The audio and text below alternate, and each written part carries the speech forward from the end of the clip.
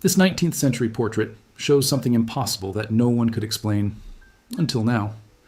Michael Turner had developed a practiced eye for spotting historical significance in overlooked objects.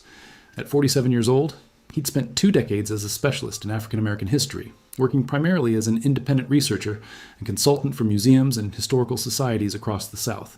His expertise lay in uncovering stories that had been deliberately hidden, erased, or forgotten, stories that challenged comfortable narratives about the past. This particular Thursday afternoon found him in a cramped antique shop in Montgomery, Alabama, a city whose streets still whispered with the echoes of its complicated history. The shop, called Southern Treasures, occupied a narrow building that had once been a dry goods store in the late 1800s. Its current owner, an elderly white man named Howard Preston, had inherited the business from his father and seemed more interested in reading his newspaper than assisting customers. Michael moved slowly through the crowded aisles, past furniture with peeling veneer, boxes of tarnished silverware, stacks of old books, and walls covered with framed photographs and paintings. He'd learned long ago that the most valuable historical artifacts were often the ones that dealers didn't recognize as significant, the documents and images that contained stories their owners never bothered to read. In a back corner, partially hidden behind a stack of framed landscape paintings, Michael noticed a large photograph in an ornate gilt frame. He carefully moved the paintings aside and lifted the frame into better light. The photograph was remarkably well preserved, a professional studio portrait from the late 19th century. It showed a family of 6 posed in front of an impressive plantation-style mansion with white columns and a broad front porch. The image quality was exceptional. Sharp focus, excellent tonal range, clearly the work of a skilled photographer. The family consisted of 2 adults and 4 children. The father stood on the left, a stern-looking man in his 40s wearing a dark suit with a watch chain visible across his vest. The mother sat in an ornate chair in the center, her elaborate dress suggesting wealth and social status. 3 children, 2 boys and a girl, all appearing to be between 8 and 14 years old, were positioned around their parents in the formal arrangement typical of Victorian family portraits. But it was the 6th figure that made Michael's breath catch. Standing in the very center of the composition, positioned prominently in front of the mother's chair, was a young black girl who appeared to be approximately 10 years old. She wore an expensive white dress with lace trim and ribbon details, clothing that matched the quality and style of what the white children wore.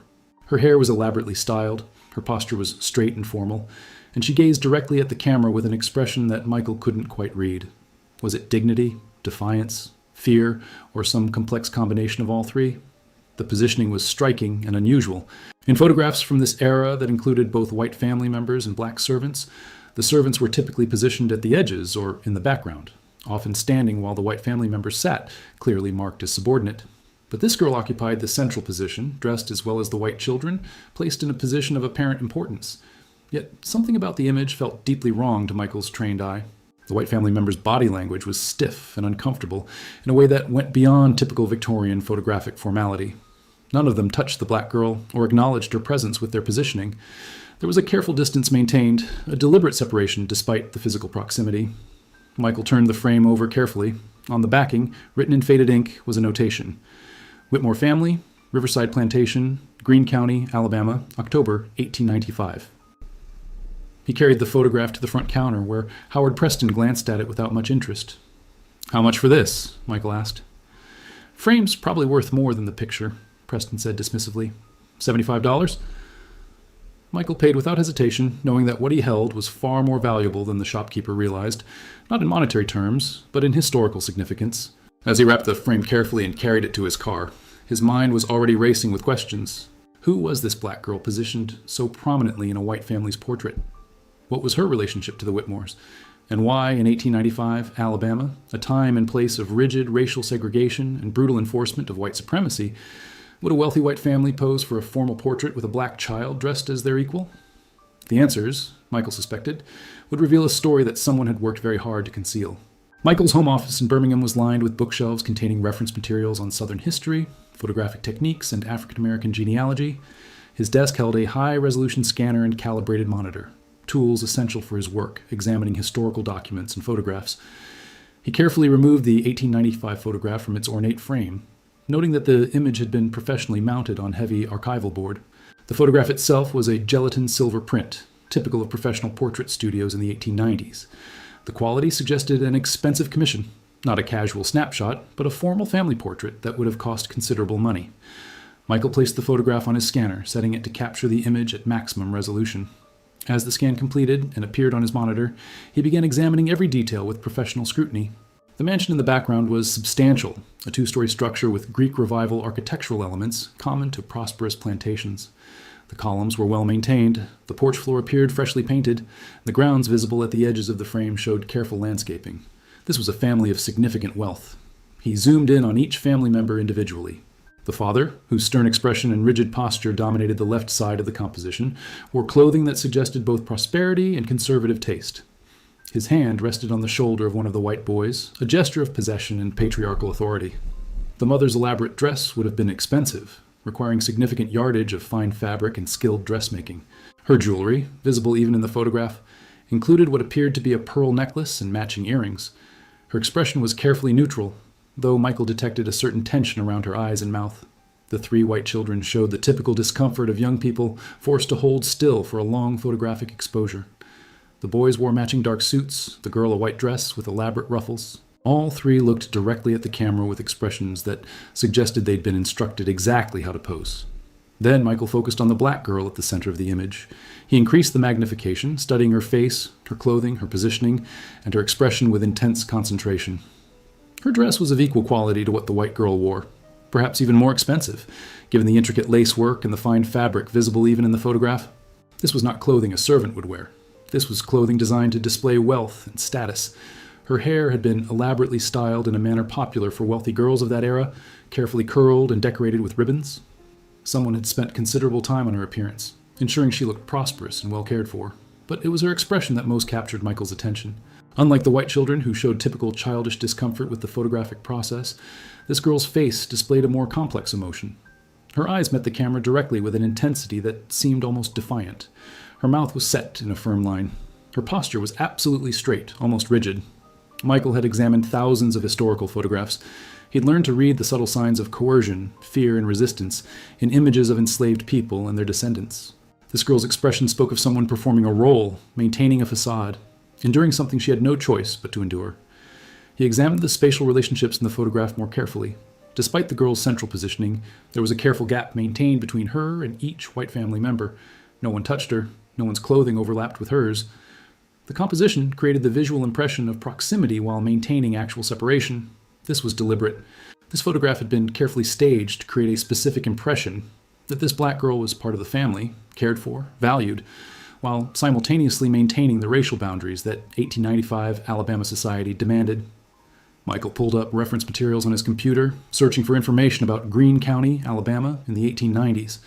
What he found confirmed his suspicions about the historical context. Greene County had been a major cotton-producing area before the Civil War, with a black population that had outnumbered whites by a significant margin during slavery. After emancipation, many formerly enslaved people had remained in the area, working as sharecroppers or tenant farmers under conditions that often resembled slavery in all but name. By 1895, Reconstruction had long since ended, and the brief period of black political power and economic advancement had been crushed by violence, fraud, and the implementation of Jim Crow laws. Alabama had recently adopted a new state constitution designed specifically to disenfranchise black voters through literacy tests, poll taxes, and property requirements. This was not a time or place where a black child would be genuinely integrated into a white family's life or photograph unless there was a very specific reason, a reason important enough to override the rigid racial conventions of the era. Michael sat back in his chair, studying the image on his monitor. This photograph was evidence of something. The question was, evidence of what? Michael began his investigation the way he always did, with systematic research into public records and historical documents. The notation on the photograph's backing had provided essential information. The Whitmore family, Riverside Plantation, Greene County, Alabama, 1895. He started with census records, accessing the digitized archives through his academic database subscriptions. The 1900 federal census, the closest available to the photograph's date, showed the Whitmore family living in Greene County. The household head was listed as James Whitmore, age 47, occupation planter. His wife Margaret was listed as 41. 3 children were enumerated: James Jr., age 16, Robert, age 13, and Elizabeth, age 11. No black girl was listed as part of the household. Michael checked the 1890 census, but most of those records had been destroyed in a fire. He moved forward to the 1910 census. The Whitmore family still appeared, now with the children grown and some married. Still no mention of a black girl who would have been approximately 25 years old by that time. He searched property records for Greene County, looking for deeds and tax assessments related to Riverside Plantation. The records showed that James Whitmore had acquired the property in 1893, just 2 years before the photograph was taken. The transaction was listed as a purchase from the estate of Samuel Morrison, deceased. This caught Michael's attention. Who was Samuel Morrison? Why had his estate sold the property? He searched for Samuel Morrison in earlier census records and found him listed in the 1880 census as a planter in Greene County. But what made Michael's pulse quicken was the racial designation, B for black. Samuel Morrison had been a black landowner, unusual but not impossible in the period immediately following the Civil War, when some formerly enslaved people had managed to acquire property through various means. His household in 1880 included a wife, Clara, and one daughter listed as Sadie Morrison, age 5. Michael calculated quickly. If Sadie Morrison was 5 years old in 1880, she would have been approximately 20 in 1895. Too old to be the girl in the photograph, unless he searched for death records and found what he was looking for. Samuel Morrison died February 1892. Clara Morrison died March 1892. Both deaths attributed to influenza, occurring within weeks of each other.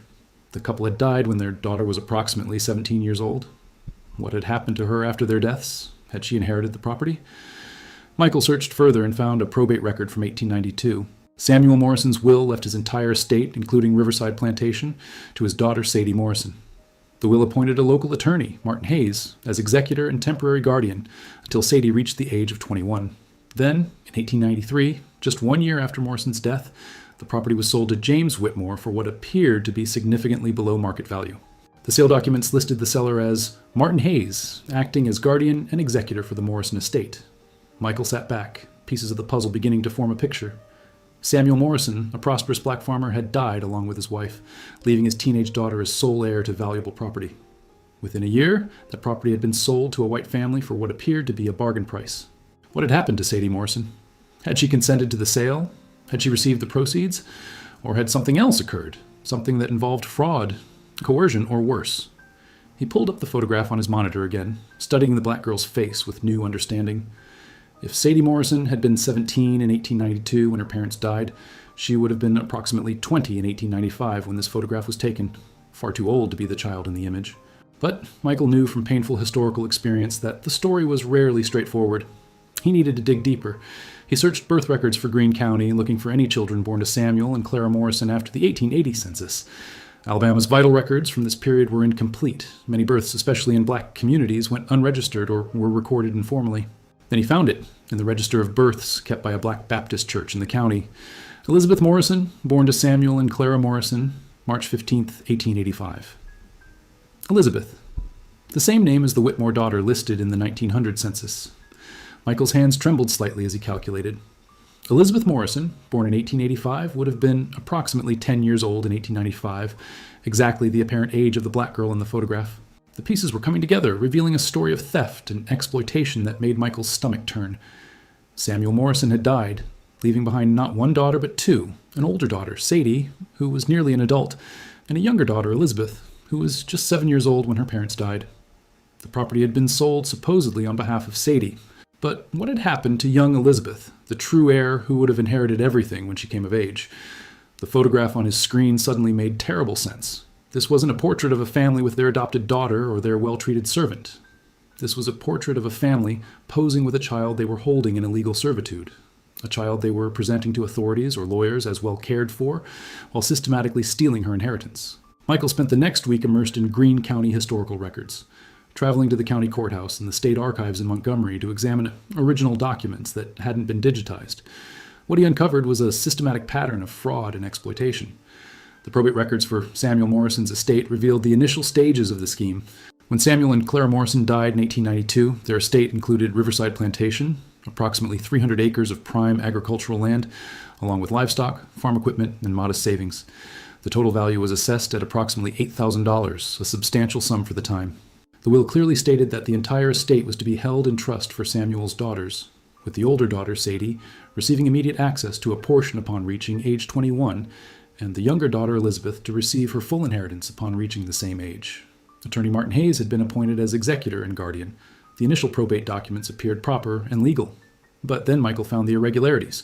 In March 1893, just 1 year after Morrison's death, Hayes had petitioned the court for permission to sell Riverside Plantation, claiming that maintaining the property was too expensive and that selling it was in the best interest of the Morrison heirs. The petition stated that the proceeds would be held in trust for the benefit of the children. The court, presided over by Judge William Thornton, a white man with known connections to the local planter class, had approved the sale with minimal scrutiny. The property was sold to James Whitmore for $3,500, less than half its assessed value. Michael found no evidence that Sadie Morrison, who was nearly 18 at the time and legally entitled to representation, had been consulted about the sale or had consented to it. More troubling, there was no subsequent accounting showing that the Morrison daughters had ever received the proceeds from the sale. He searched for records of what happened to Sadie Morrison after the sale. What he found was chilling. In June 1893, just 3 months after the property sale, there was a death certificate for Sarah Morrison, age 18, cause of death, typhoid fever. Sarah, likely a variant or error in recording Sadie's name, the timing was too convenient to be coincidental. Had Sadie Morrison died of natural causes? Or had she met with foul play after questioning the sale of her family's property? Even more damning, the death certificate listed James Whitmore as the informant, the person who had reported the death to authorities. Why would the new owner of the Morrison plantation be the one reporting the death of the Morrison heir? With Sadie dead, the only remaining heir was young Elizabeth Morrison, who was just 8 years old. Under normal circumstances, she would have been placed with relatives or in an orphanage, with her inheritance held in trust until she reached adulthood. But Michael found no records of Elizabeth Morrison being placed anywhere. She simply disappeared from official documents. No mention in orphanage records, no placement with family members, no guardianship papers, nothing. Except for one telling detail. In the 1900 census, the Whitmore household included a servant, listed only as Lizzie Black, age 15, occupation domestic servant. Elizabeth Morrison, the rightful heir to Riverside Plantation, had been transformed from property owner to property. She was living in the house that should have been hers, but as a servant to the family that had stolen her inheritance.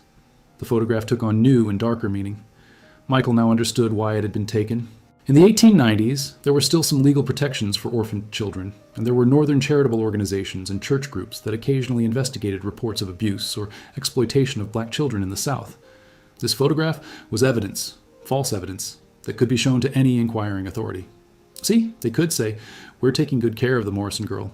She's dressed well, she's healthy, she's practically one of the family. The reality, Michael suspected, was far different from what the photograph portrayed.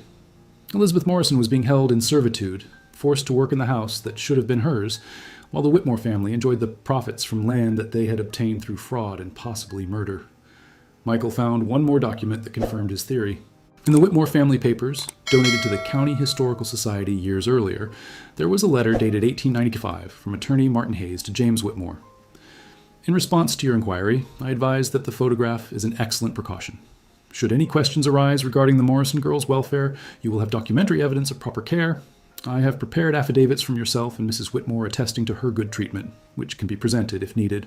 As we discussed, it is unlikely that any serious investigation will occur, but it is prudent to have such evidence available. The photograph hadn't been taken as a family memento. It had been commissioned specifically as evidence, as proof that could be used to deflect scrutiny or investigation. It was part of a carefully constructed lie. Michael returned to the photograph with new eyes, examining it not as a simple family portrait, but as a document of a crime. Every detail now carried additional meaning. Every element of composition revealed something about the exploitation it was designed to conceal. He zoomed in on Elizabeth Morrison's face, studying her expression with the knowledge of who she really was. This wasn't a servant girl, grateful for the kindness of her employers. This was a child who had lost everything: her parents, her home, her inheritance, her freedom, forced to pose for a photograph that would be used as evidence of her own oppression. The expensive white dress she wore wasn't a gift or a sign of affection. It was a costume, a prop, in an elaborate performance designed to deceive anyone who might question her treatment. Michael imagined the scene. Elizabeth being dressed up, positioned carefully in the center of the frame, instructed exactly how to stand and where to look, all while the family that had stolen her future arranged themselves around her. How much had she understood? At 10 years old, had she fully comprehended what had been taken from her? Did she remember her parents, remember living in Riverside Plantation as its rightful owner rather than its servant? Michael examined the spatial relationships in the photograph again. Despite Elizabeth's central position, she occupied a carefully isolated space. The white children flanked her, but maintained clear distance. Mrs. Whitmore sat behind her, but didn't touch her. Mr. Whitmore stood at the edge of the frame, his body language suggesting authority over everyone in the image, including, especially, the black girl at the center. This was a portrait of power and possession disguised as a portrait of family and care. Michael pulled up the 1900 census record again, looking at the entry for Lizzie, servant, age 15. The census taker had recorded her as able to read and write, unusual for a servant in rural Alabama at that time, but perfectly consistent with being the daughter of a prosperous farmer who had valued education.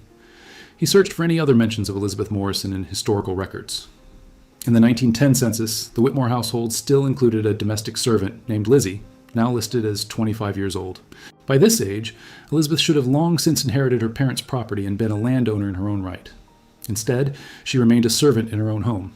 Michael found scattered references in local records: a church registry that mentioned Lizzie from the Whitmore place attending services, a store ledger showing purchases charged to the Whitmore account and signed with Lizzie's mark, suggesting she was no longer able to write or was being prevented from doing so.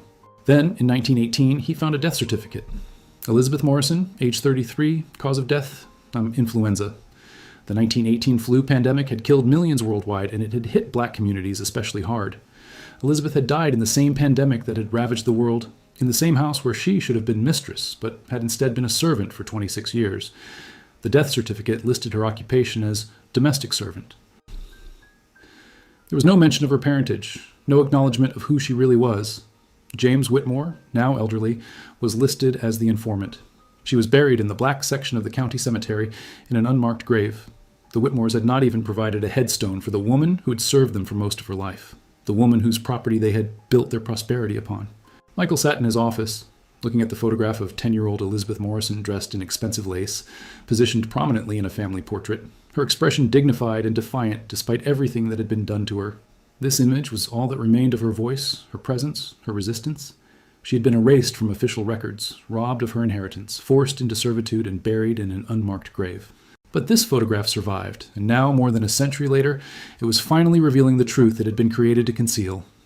Michael knew he needed to find out if Elizabeth had any descendants, any family who deserved to know her story, but the record suggested she had died unmarried and childless. Another loss attributable to the Whitmores, who had controlled every aspect of her life and denied her the possibility of building a family of her own. However, he remembered the older sister, Sadie Morrison, who had died suspiciously in 1893. If Sadie had married or had children before her death, there might be descendants who carried the Morrison line, descendants who deserved to know about their family's stolen inheritance. Michael's search for descendants of the Morrison family proved challenging. Sadie Morrison had died at 18, and records from that era, especially for black families in rural Alabama, were fragmentary at best. But Michael had decades of experience with genealogical research, and he knew how to find the traces that official records missed. He started with church records. The Black Baptist Church that had recorded Elizabeth Morrison's birth in 1885 had maintained relatively complete records of baptisms, marriages, and deaths for its congregation. The church still existed, though it now occupied a modern building rather than the simple wooden structure that had served the community in the 1890s. The current pastor, Reverend Marcus Washington, was a man in his 60s who took evident pride in his church's history. When Michael explained his research, Reverend Washington welcomed him and brought out the congregation's historical records, carefully preserved in archival boxes. "The Morrison family were members here," Reverend Washington said, turning pages in a leather-bound registry. "Samuel Morrison was a deacon, respected man. His death was a great loss to the community." Michael found the entry for Sadie Morrison's baptism in 1875 and Elizabeth's in 1885, but he also found something he hadn't expected. In the marriage register for 1891, there was an entry for Sarah Morrison, age 16, married to Thomas Hayes, age 19, June 14, 1891. Sarah Morrison, the variant of Sadie's name. She had married just 1 year before her parents died. "Thomas Hayes," Michael said aloud. "Any relation to Martin Hayes, the attorney?" Reverend Washington's expression darkened. "Martin Hayes' nephew. That was a troubled situation. Thomas was a good young man from what the old records suggest, but his uncle—" he shook his head. "There were rumors even then about Martin Hayes and his business practices." Michael searched for further records of Thomas Hayes and found a death certificate from 1893, the same year as Sadie's death. Thomas Hayes had died in April 1893, just 1 month before Sadie's death was recorded. Cause of death? Farm accident. 2 deaths in the same year, both shortly after the suspicious sale of the Morrison property. The pattern was too clear to ignore, but the marriage record meant that there might have been children. Michael searched baptismal records and found it. James Samuel Hayes, born to Thomas and Sarah Hayes, February 1892. Sadie Morrison had given birth to a son just weeks before her parents died. The baby would have been only a year old when his mother died, only a few weeks old when his father died. What had happened to this child? Michael searched adoption records, foster care placements, and orphanage admissions, but found nothing under the name James Hayes. Then Reverend Washington suggested something. In those days, when children were orphaned, they were often taken in by family members informally. No official records, just family caring for family. If the Hayes boy survived, he might have been raised by relatives under a different name, or simply integrated into another household. Michael expanded his search, looking for any mention of a James Hayes or a child of approximately the right age being raised by Hayes family members. What he found eventually was in the 1900 census. Living with Martin Hayes, the attorney who had engineered the theft of the Morrison property, was a ward listed as James Martin, age 8, relation, ward. James Martin. Not James Hayes, but close enough that Michael suspected a connection. The age matched perfectly. A child born in 1892 would indeed be 8 years old in 1900. Michael traced this James Martin through subsequent records. He appeared in the 1910 census, still living with Martin Hayes, now listed as age 18, occupation clerk. By 1920, he had moved to Birmingham and was working as a bookkeeper. He married in 1922 to a woman named Dorothy Williams, and they had 3 children between 1923 and 1929. The trail led to Birmingham, where Michael lived. Could there be descendants of the Morrison family living in his own city, unaware of their heritage? Michael traced the children of James Martin through marriage records, death certificates, and census data. One son had died in World War II. One daughter had moved to Chicago and died there in the 1980s. But the youngest child, a daughter named Ruth, had remained in Birmingham. She had married a man named Robert Foster and had 2 children. Following the trail forward to the present day, Michael found that Ruth Foster had died in 2015, but her daughter, her granddaughter of James Martin, was still alive. Her name was Patricia Foster Reynolds, and she lived in Birmingham. Michael sat back, absorbing the significance of what he'd discovered. Patricia Foster Reynolds was the great-great-granddaughter of Sadie Morrison and the great-great-great-granddaughter of Samuel Morrison. She was the closest living descendant of the family that had owned Riverside Plantation. She was the heir to a stolen inheritance, though that inheritance was now more than a century gone. He picked up the phone to call her, then hesitated. How do you tell someone that their family was robbed of a fortune? How do you explain that their great-great-grandmother was likely murdered? That their great-great-great-aunt was held in servitude in her own home until she died? How do you reveal a history of injustice that can never be repaired? Michael took a deep breath and dialed the number. Patricia Foster Reynolds answered on the 3rd ring, her voice warm but cautious. Hello? Ms. Foster Reynolds, my name is Michael Turner. I'm a historian specializing in African American history in Alabama. I've been researching a family called Morrison who lived in Greene County in the late 1800s, and I believe they may be your ancestors. Would you be willing to speak with me about what I've discovered? There was a pause. Morrison? I don't recognize that name from my family history. Your great-great-grandfather was James Martin, correct? Born around 1892? Yes, that's right. He was raised by an uncle, I think. My grandmother didn't talk much about that side of the family. That's because your great-great-grandfather's birth name was James Hayes, and his mother's maiden name was Morrison. There's a significant family history that I believe you should know about. Another pause, longer this time. What kind of history? It's complicated and it's painful. I'd prefer to explain it in person if you're willing to meet. I have documents and photographs I'd like to show you. Patricia agreed to meet him 2 days later at a coffee shop near her home in Birmingham's South Side neighborhood. Michael spent those 2 days organizing his research materials, creating a timeline of events, and preparing copies of all the relevant documents. The property records, the death certificates, the census data, the church records, and especially the photograph. When they met, Patricia was a woman in her early 50s, with a calm, professional demeanor that suggested someone accustomed to handling difficult information. She worked as a social worker, she explained, and had spent her career dealing with family traumas and complicated histories. I appreciate you being willing to meet with me, Michael began. What I'm going to share with you is a story about your family that's been hidden for more than a century. Some of it is painful. All of it is unjust. I want you to know that before we start. Patricia nodded, her expression serious. I understand. Please, go ahead. Michael laid out the story methodically, starting with Samuel Morrison and his success as a black landowner in Greene County. He showed her the census records, the property deeds, the evidence of a prosperous family that had built something valuable during a time when that was extraordinarily difficult for black families to achieve. Then he explained the deaths of Samuel and Clara Morrison in 1892, and how their property had been sold under suspicious circumstances by a white attorney who was supposed to be protecting their daughter's interests.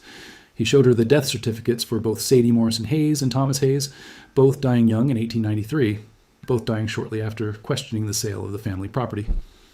Your great-great-grandfather, James, was the son of Sadie Morrison, Michael explained gently. He was just over a year old when his mother died, only a few weeks old when his father died. He was raised by Martin Hayes, the attorney who had stolen his family's inheritance, and he apparently never knew who he really was or what had been taken from his family. Patricia's hands trembled slightly as she held the documents. My grandmother always said there was something sad about her father, something he never talked about. She thought maybe he'd been orphaned young and didn't like to discuss it. He was orphaned, Michael confirmed. But there's more. Sadie Morrison had a younger sister, Elizabeth, who was only 7 years old when their parents died. He placed the 1895 photograph on the table between them. Patricia stared at the image, her eyes drawn immediately to the black girl at the center. Who is this? That's Elizabeth Morrison, your great-great-great-aunt, the rightful heir to Riverside Plantation. This photograph was taken when she was 10 years old, 3 years after her parents died and after the property that should have been hers was stolen by the Whitmore family. Michael explained the fraud, the illegal servitude, the photograph commissioned as false evidence of Elizabeth's good treatment. He showed Patricia the census records that listed Elizabeth as a servant, the death certificate that recorded her death at 33 with no acknowledgement of who she really was or what had been taken from her. Patricia listened in silence, tears streaming down her face. When Michael finished, she sat quietly for a long moment, looking at the photograph of Elizabeth Morrison. She was held as a slave, Patricia said finally. 30 years after slavery ended, she was held as a slave in her own home. Essentially, yes. The law said she was free, but the reality was servitude enforced by fraud, isolation, and the threat of violence that hung over every black person in the South during that era. And my great-great-grandfather never knew that his mother had been murdered, that his aunt had been enslaved, that his family had owned valuable property? I don't believe so. Martin Hayes raised him under a different name, cut him off from his heritage, ensured he never questioned his origins or his rights. Patricia touched the photograph gently, her finger hovering over Elizabeth's face. She looked so dignified, so strong, even knowing what they were doing to her. She was, Michael agreed. And now, after more than a century, her story can finally be told. Your family's story can finally be told. Over the following weeks, Michael worked with Patricia to piece together more details of the Morrison family history. They visited the Greene County Courthouse together, examined the original property records, and walked the grounds of what had once been Riverside Plantation. The plantation itself had changed hands several times since the Whitmore family had owned it. In the 1950s, it had been subdivided and sold to multiple buyers. The grand house that appeared in the 1895 photograph had burned down in 1968. Now the property was home to a modern housing development, with neat suburban homes covering the land that Samuel Morrison had once farmed. Standing on what had been the plantation's front lawn, Patricia looked out over the subdivision and shook her head. All of this should have been ours. My grandmother grew up poor, my mother struggled, I've worked hard for everything I have, and all along, my family's inheritance was here, stolen from us. Michael understood her pain, but he also knew he had to be honest. There's no legal remedy. Too much time has passed, and the law wouldn't have protected Elizabeth even when the theft was happening. In 1895, Alabama, the courts were complicit in the exploitation of black families. Even if we could prove the fraud, which we can, there's no way to recover what was lost. Patricia nodded, wiping tears from her eyes. I know. I'm not looking for money or property. I need to know the truth. I need to honor them. Sadie and Elizabeth and Samuel and Clara. They deserve to be remembered. They visited the county cemetery, finding the black section where Elizabeth Morrison had been buried. The grave was unmarked, impossible to identify among dozens of other unmarked graves from the same era. We could place a headstone, Patricia said. Finally give her a marker, recognition of who she was. We could, Michael agreed. But we need to be careful about how we tell this story. The Whitmore family still has descendants in Greene County. Some of them are prominent in the community. If we go public with accusations of fraud and murder... I don't care about their comfort, Patricia said sharply. They built their prosperity on my family's stolen land. They held my great-great-great-aunt as a slave for 26 years. Why should I protect them? Michael chose his words carefully. I'm not asking you to protect them. I'm asking you to think about what you want from this. Do you want confrontation? Do you want to pursue some kind of public acknowledgement? Or do you want to focus on honoring your ancestors and preserving their memory? Patricia was quiet for a long time. Finally, she said, I want the truth to be known. I want Elizabeth's story to be told, but you're right. I don't want this to become a spectacle. This isn't entertainment. This is my family's tragedy. They decided on a measured approach. Patricia would fund a headstone for Elizabeth Morrison to be placed in the cemetery with a simple inscription, Elizabeth Morrison, 1885 and 1918, daughter of Samuel and Clara Morrison, beloved and remembered. Michael would document the Morrison family history in his research files, making it available to scholars and historians, but not publishing it in popular media. The truth would be preserved in the historical record without becoming sensationalized. They made one more trip to Greene County to visit the church where the Morrison family had worshipped. Reverend Washington welcomed them and listened as Patricia explained what Michael had discovered. "I'd like to make a donation to the church," Patricia said, "in memory of Samuel and Clara Morrison and their daughters, Sadie and Elizabeth. They were members here, and I want to honor that connection." Reverend Washington accepted gratefully, and he promised that the Morrison family would be remembered in the church's historical records and commemorations. As they drove back to Birmingham, Patricia held the framed photograph in her lap, studying Elizabeth's face. "What do you think she would want?" she asked Michael. "If she could speak to us now, what would she want us to do?" Michael thought about the question carefully. "I think she'd want to be remembered. Not as a victim, though she was victimized. Not as a servant, though she was forced into servitude, but as who she really was. Samuel Morrison's daughter, the rightful heir to Riverside Plantation, a person with dignity and worth who survived something terrible with her humanity intact." "That's what the photograph shows," Patricia said softly. "Look at her face. They dressed her up, positioned her like a prop, tried to use her image to cover their crime. But she's looking right at the camera, right through all their lies. She's saying, 'I know who I am. I know what you're doing. And someday, someone will see the truth.'" Michael felt chills. Patricia was right. Elizabeth's expression in the photograph was not submission or gratitude. It was witness. She was bearing witness to her own exploitation, leaving evidence that would outlast all the people who had wronged her. "She's speaking to us," Patricia continued. "Across more than a century, she's telling her story, and now we've finally heard it." Despite the extensive research, many questions remained unanswered, and Michael knew they likely always would be. The historical record, especially for black families in the post-Reconstruction South, was fragmentary and incomplete, full of silences and erasures that could never be fully recovered. What had Elizabeth's daily life been like in the Whitmore household? The census records and the photograph provided glimpses, but they couldn't capture the texture of her experience, the labor she performed, the treatment she received, the thoughts and feelings she had as she lived in the house that should have been hers. Had she maintained any memory of her parents? At 7 years old when they died, she would have had some recollection of Samuel and Clara Morrison, some sense of who she had been before the Whitmores took control of her life. Had she remembered being free? Had she told herself the truth in the privacy of her own mind, even as she was forced to live a lie? Had the Whitmore children known the truth?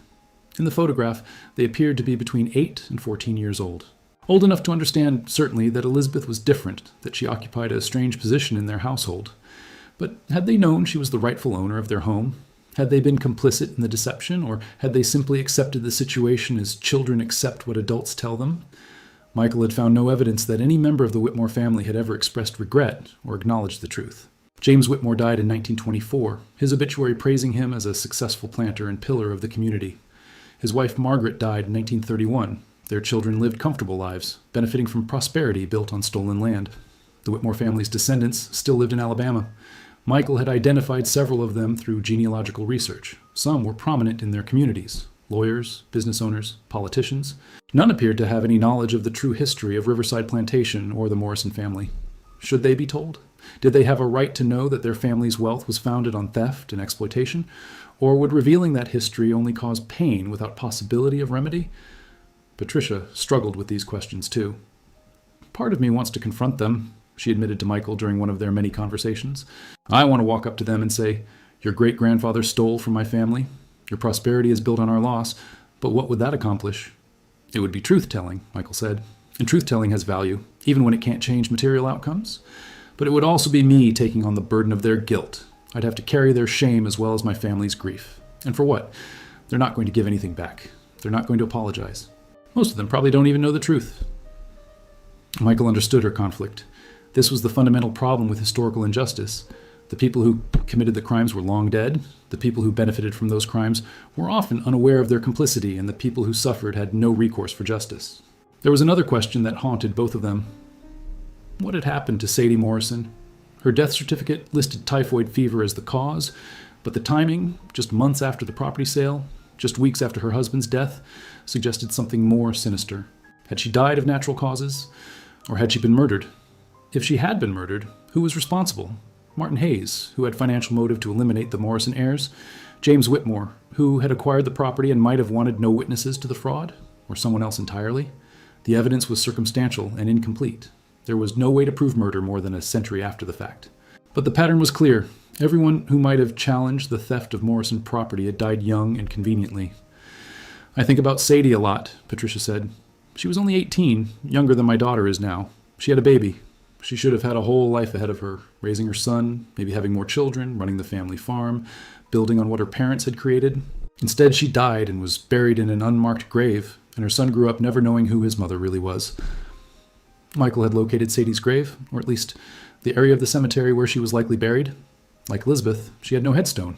Patricia purchased markers for both sisters, finally giving them recognition more than a century after their deaths. The questions would remain unanswered. The full truth would never be known.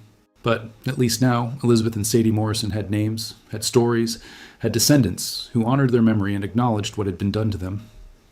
6 months after discovering the photograph, Michael sat in his office organizing the Morrison family research files.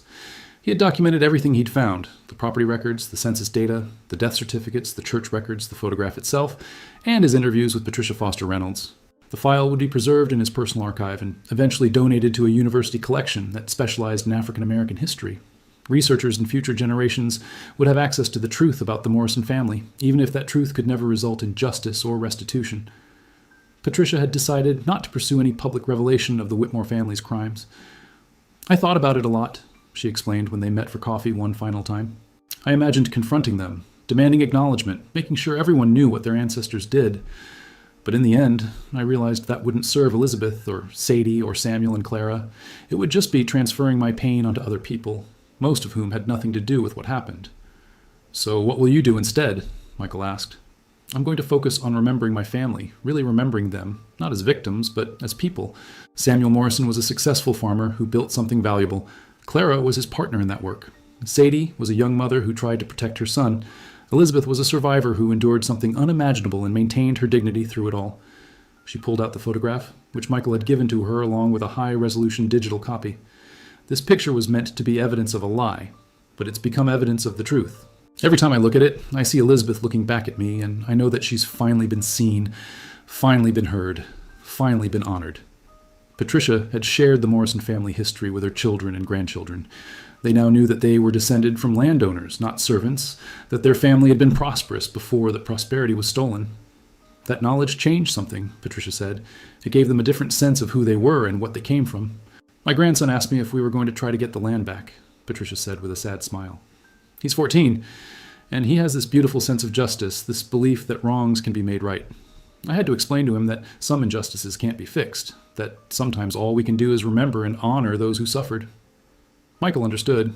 He'd spent his career documenting injustices that could never be remedied: slavery, segregation, violence, theft, exploitation. The work could be heartbreaking, but it was also necessary. Truth-telling mattered, even when truth-telling couldn't change material outcomes. What will you do with the photograph? He asked Patricia. I'm going to frame it and hang it in my home where my family can see it every day. And I'm going to tell Elizabeth's story to everyone who asks about it. Not the whole complicated history that's preserved in your research, but the essential truth. That this was Elizabeth Morrison, rightful heir to Riverside Plantation, who was robbed of her inheritance and held in servitude for 26 years. And that despite everything that was done to her, she survived with her dignity intact. She paused, touching the photograph gently. I'm also going to tell people that she was loved. Her parents loved her enough to build something valuable to pass on to her. Her sister loved her. I believe Sadie tried to protect her before she died. And now, more than a century later, she's loved by descendants who finally know her name and her story. Michael thought about the purpose of his work, about why he spent his life uncovering painful histories. It wasn't about assigning blame or demanding reparations, though both of those had their place. It was about this. About giving people like Patricia the knowledge of where they came from, about restoring names and stories to people who had been deliberately erased from history. Elizabeth Morrison, he said aloud. Samuel and Clara Morrison. Sadie Morrison Hayes. Now they're remembered. Now their story is part of the record. That's not justice, but it's something. It's everything, Patricia corrected gently.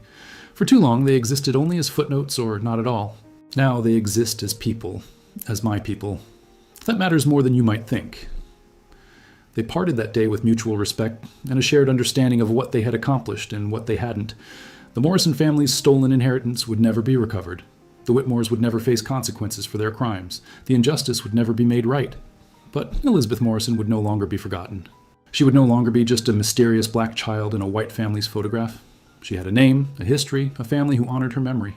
She had been seen, finally truly seen, across the gap of more than a century. Michael returned to his office and filed the research materials carefully. Someday, perhaps, another researcher would find this file and build upon his work. Someday, perhaps, more of the story would be uncovered. But for now, it was enough to have given Elizabeth Morrison her voice back, to have documented the truth that the photograph had been created to conceal. The image that was meant to hide a crime had instead preserved evidence of that crime, waiting patiently for more than a century until someone cared enough to look closely and see what was really there. Truth, Michael reflected, had a way of surviving. It could be buried, obscured, deliberately hidden, but it rarely disappeared completely. And when it finally emerged, it had the power to change how people understood themselves and their history. The photograph sat on his desk one last time before he sent it home with Patricia. Elizabeth Morrison gazed out from the image, 10 years old, dressed in expensive lace, positioned prominently in a family portrait that should never have existed. She was no longer silent. Her story was no longer hidden. And that, perhaps, was the only victory possible in a history defined by injustice, that the truth eventually could no longer be denied.